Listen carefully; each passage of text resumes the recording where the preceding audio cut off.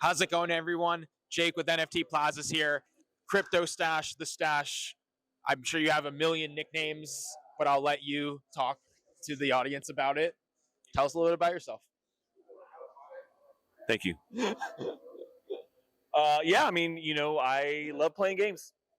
And I bring that passion to the NFT side of things. I was actually the first person talking about NFTs and gaming, the intersection of those two, in 2018. So I've been doing it since, and just trying to let people understand that this is some really cool technology that can help gamers in a lot of different ways. And right now they're kind of toxic about it. People, the mainstream gaming industry is not super accepting of NFTs, but they're going to get there. And I'm going to knock down all those damn doors, every last one of them. And that's what I've been doing for the last 5 years here. Yep, knocking them down. Knocking them down. Yep. Knocking them down. Knocking them down. Whack, whack, whack.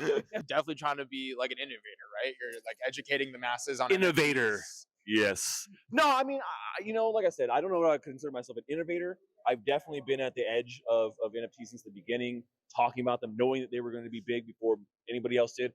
As a matter of fact, little known Stache fact. Stache facts. I was the first YouTuber to make his own NFT. Before I did it, it was just projects. So it was like Crypto Kitties and Cheese Wizards, and you saw CryptoPunks and a couple other ones like Curio Cards that were doing early things. They were all projects, right? It wasn't an individual doing an NFT, and I was one of the first content creators to do that. Yeah. Oh wow. With Engine in 2018. Damn, how much did that sell for? Zero. We airdropped it. We airdropped it to 5,000 people because it was early. No one cared. It wasn't about money back then. It wasn't about money. It was about pushing the envelope. And I did that with Engine. They launched their brand new Engine Beam technology, which was allowing you to give away NFTs just through a QR. And I mean, even today, man, we don't have great functionality like that in some of these other mainstream marketplaces. So, yeah, really just trying to find the cool stuff. Expose the great games that are out there right now that have NFTs for all the community out there, my gaming intelligence agency and all my agents out there.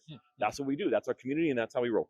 That's awesome. So how do you kind of stay at the forefront of this? Do you, are you just like constantly researching, people reach out to your stuff? How do you kind of stay on the pulse of all of this? Yeah, well, the gaming intelligence agency, the GIA, GIA. Yeah, that's what I work for.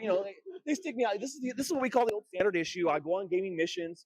As you can see, secret agent status, right? I'm a secret agent status. So I get all my intel through the agency here. So we go on missions. We're uncovering some of the latest intel. We're diving into every aspect of things and then relaying it back to our agents, and using that to get an upper hand, right? Get a little bit of an upper hand when it comes to just general gaming industry and what's going on with NFTs. That's awesome. Yeah. Another question. So I've noticed a lot of these like gaming companies trying to leverage kind of Web 2 IP and kind of bringing it into Web 3, leveraging the blockchain, the technology. Who's doing that the best right now, in your opinion, and who are you most excited about? Web 2 companies bringing Web 3 or Web 3 companies leveraging Web 2. It's a great question. Right now, Web 2, Web 3 company, I really think that Dead Drop, which is a game that is being developed by Dr. Disrespect, who is a very popular streamer. If you're a gamer, you know. If you don't, you don't. But huge Web 2 exposure, one of the top game streamers in the entire world, building his own FPS game, and they have a very Web 2 focused audience, but it's really softening them to NFTs because they have incorporated NFTs into their game. So I really do think that Dead Drop is doing a great job and is an example of how a Web 2 native company can come in, incorporate NFTs, and really do and people are excited about it. It's not just being rejected by a mainstream audience; they want more. So I really do think that Dead Drop is doing a great job of that, and Midnight Society, who's the publishers of that game, and Dr. Disrespect kind of leading the way. Yeah. No, you have you've seen a lot, right? It seems like you one of the first. You've seen it all. Not a lot. Yeah, I've literally seen everything. You've seen it all. How have you been?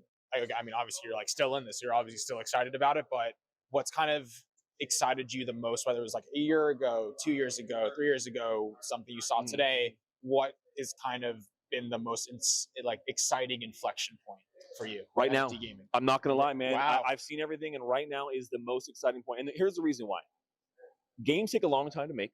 Man. They don't just pop overnight. Yeah, no, it's not like you snap your finger and boom, we got a killer game that's just a hit. It takes a long time to make a good game.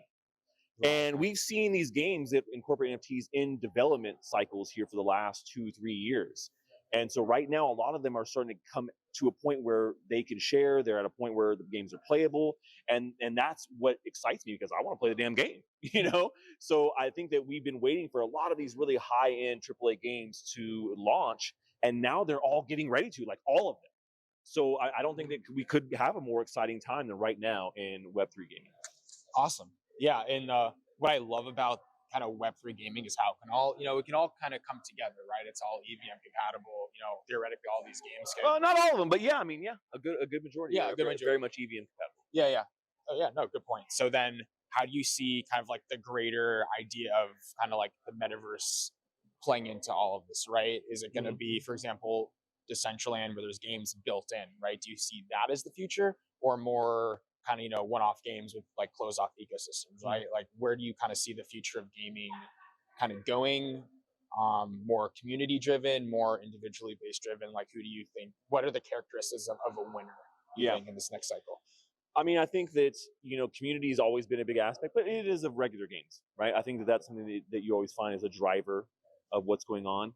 I do think that in the future we will see all these things kind of coming together into one, right? So interoperability, I think, is one of the biggest key terms, and that's one of the largest hurdles for the entire crypto industry, not just NFTs, not just gaming, but all of crypto. But interoperability is going to be huge when it does come to Web3 gaming NFTs, because that utility is something that gamers, I think, are really going to love. Being able to take a NFT and it has utility in a different place. You take your skins from Call of Duty, and there might be some way that you can unlock some sort of cool thing in, Escape from Tarkov, or, in like Apex Legends. It may not be a one-to-one, but there's a lot of cool things you can do that. So I think interoperability is really the future of the industry across the board, but especially for gaming.